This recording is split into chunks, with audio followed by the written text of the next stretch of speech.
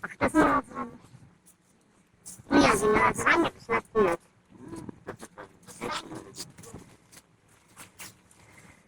Що це зараз?